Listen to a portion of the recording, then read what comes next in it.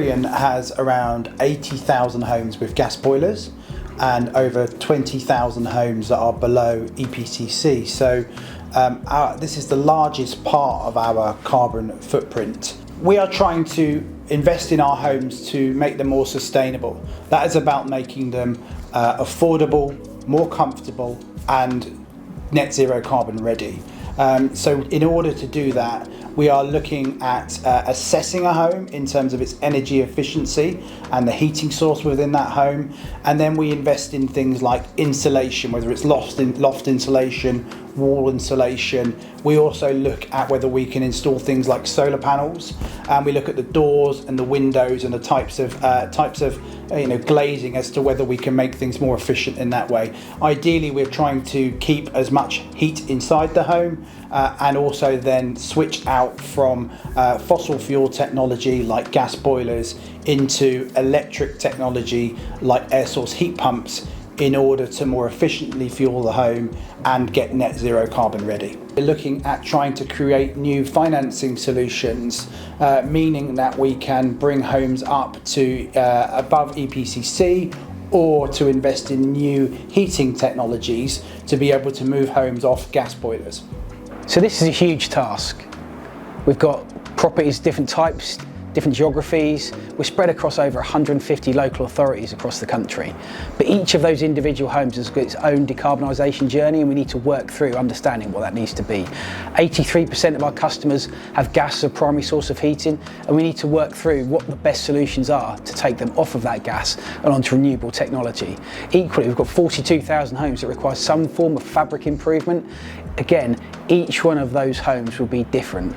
So we're ensuring that all our homes are well insulated, that the walls are insulated, the roof and the loft are insulated, and that all our windows are double glazed, modern and energy efficient.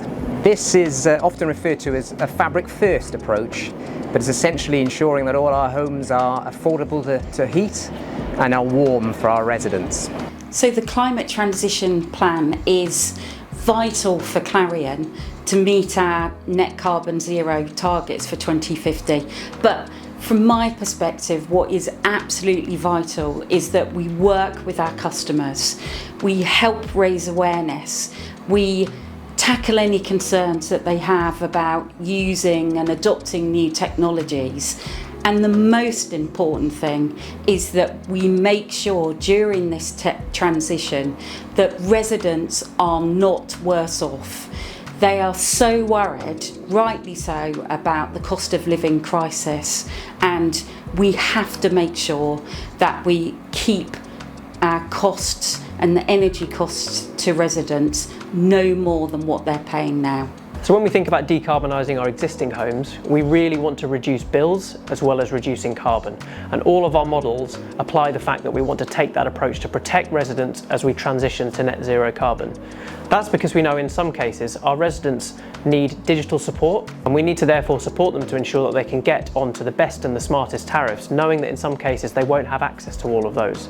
So we need to ensure that the homes are set up to take low carbon technologies, and we continue advocating for reduced costs for the electricity price to ensure that the spark gap between gas and electricity is something that's resolved at a national level. We've modelled the decarbonisation of our existing homes with 3 scenarios. The scenarios differ based on the number of homes we aim to retrofit and on the speed the national grid moves away from fossil fuels to produce electricity.